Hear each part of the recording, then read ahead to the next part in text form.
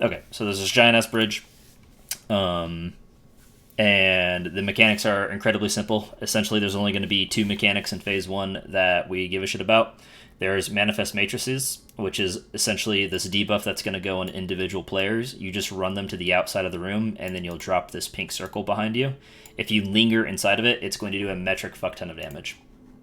So all that looks like is this top one. I'll enlarge it.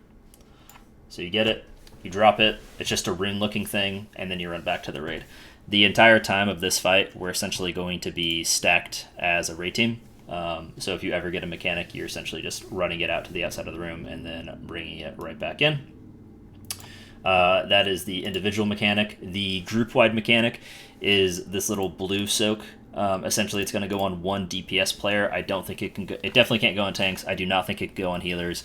And you're just going to put it right underneath the boss. It's called Eradicating Salvo, and the way it works is it's two missiles, and they're staggered. So there's going to be one missile that shoots, and it hits the guy, and then a second missile that also hits the guy. So it's a double group soak. So group one will step in, soak. It's a knockback. So the missile will land, it'll knock group one back, and then group two will step in. Second missile hit, it'll knock them back, and then the mechanic's over. It doesn't leave anything behind on the ground. It doesn't do anything special. But this is it right here. Essentially, you're going to see group 1 get knocked right there, and then immediately after, group 2 gets knocked. So it's almost impossible, unless you're a DK, to be in both groups. Just because this has a potential that we get to this fight week 1 of the raid coming out. The only mythic mechanic for phase 1 is at least 5 people have to be in both soaks. So 10 people between the two. That's kind of about it. For tank mechanic, it's very simple. It's basically Sprocket Monger, this Obliteration Arcana Cannon. He's just going to launch a giant cannon at you. You just take it to the corner and blow up there. It's drop-off damage. Very, very easy.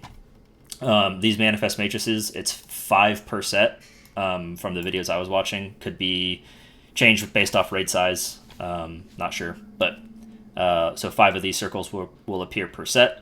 And there's going to be 2 sets before we go to intermission. Intermission, it does a knockback. So let's say like the boss was still right here.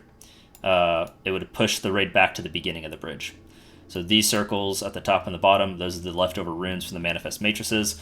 And then these are little domes, the ones with the donut ones. And then these are beams, and these beams slowly rotate around. So essentially, it's kind of like M&R, where essentially you're just dodging traps and making your way through. This giant pink bar is the wall, and the Reshiwrap's cloak is what you have to use to blink through it. So if you're a player and you just run through it, it's a one-shot and you're dead. If you don't have your extra action button bound, you 100% need to. And you just extra action bar Reshiwraps, and you'll just glide on through, kind of like a mage blink, and then you can hit the boss. These little pink rotating things, what I've noticed is they love to put these around the boss.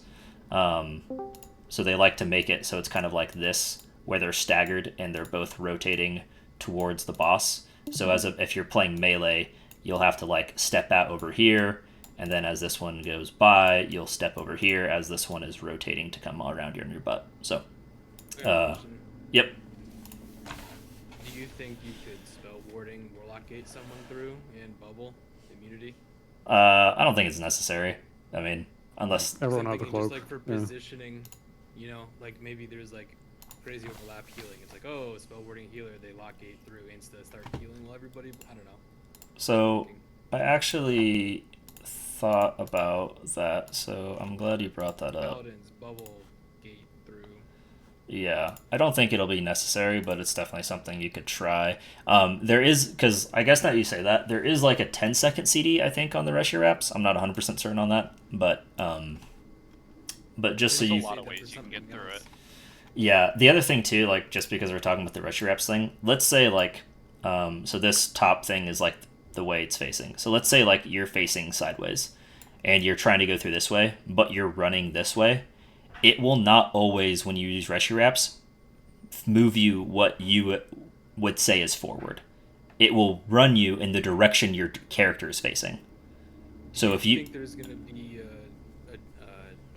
because it's like the mage blink, right? But isn't there a setting you can choose which way you want your mage blink to work? That's a Xantris guy question. I honestly couldn't tell you. But Because I know for certain there is, where it's like where you're facing or where you're moving. I know it's like the direction your character is facing is the way it blinks you. But that's like the rest of your reps work the same Or way. maybe it's a talent. I don't know. There's a way you can change it though. I couldn't tell you off the top of my head. But if you're facing this way, you'll go this way through rest of your reps and not through the wall. And if there is a CD, then you're kind of stuck. So, but yeah, so this intermission is super simple. There's nothing to kill. When you get to the boss, he'll be right around here. He has an absorb shield that has to be broken, and once you break it, the intermission ends. And then essentially we'll be right here on the bridge. So for the second half of phase 2, we'll be right here. Same mechanics, nothing changes. And then when we go to the second intermission, instead of starting like what you would think would be right here, he pushes us all the way back to the beginning of the bridge again. So this is a much longer run now to get to the boss. He does do a cast. If he finishes his cast before we break the shield, it's just a raid wipe. But I doubt. I mean, it's the first boss, so how punishing can it be? From a... Go ahead. There's no like movement impairments or anything during that phase when you're running. It's just you have to dodge all the stuff and get back to the boss. That's it. There's no like pushback or anything. So the only pushback that happens is like at the beginning of the intermission. So if the raid starts right here, he just pushes us back to the beginning of the raid. Same thing right here. We would be right here. He pushes us back to the beginning of the bridge. That's the only thing. Obviously, like disengage, DKs doing their shit will stop the pushback and whatnot. But yeah, that's kind of about it. From a damage taken perspective, this powered automation and purging lightning, these are just random hits that are raid wide. Like powered automation is the phase 1 hit. It makes it look like it's constantly ticking damage, but it says 3 casts to this many hits. It's kind of like a chain lightning thing where it just bounces to more people. And same thing with purging lightning, except it's the intermission one. So, and then you can see like when Manifest Matrix goes out, it does do what seems like raid-wide damage, so everyone gets hit, even if you aren't don't have the debuff on it.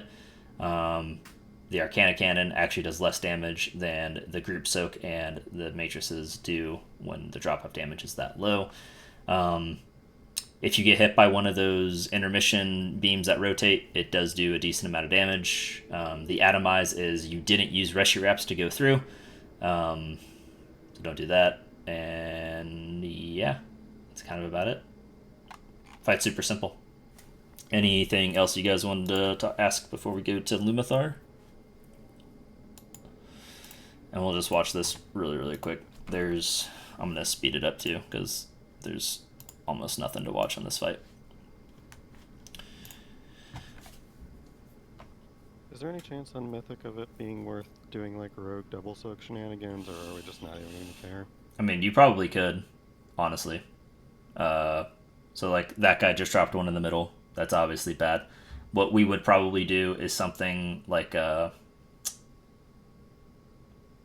first ones will go to the left, the second ones go to the right. This is the double soak. Oh, there's these little tiny circles up here on the ground, but that doesn't seem like something we need to discuss. Just normal WoW shit. Alright, drop these runes, get back to the raid. This is the tank cannon. And this is going to intermission. So there's only like one double group soak per phase. And now we're just running. We blink through. And now we're just dodging and doing damage.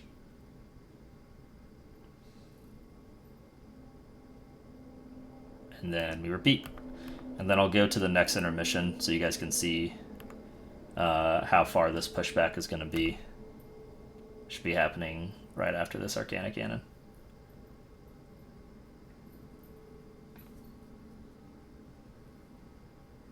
Oh, second one. So the first phase and the second phase 1 are slightly different. Or maybe it just doesn't do a second intermission. Oh, there it is. Okay. So yeah, it pushes you all the way back to the beginning. So this is a longer run. Just blink through that. That wall is moving as well. So don't let it catch you off guard.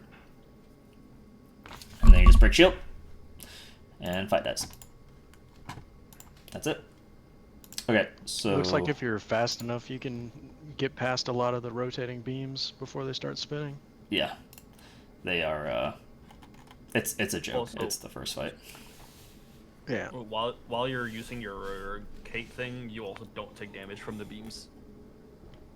Like skip a bunch of mechanics with that. Yeah, I mean, I'll show you guys from the GIF. Like, watch how far you can launch yourself with this. Like, he ends at the boss, and he started like, I don't know, a few footsteps from the moving wall. Like, it absolutely launches you.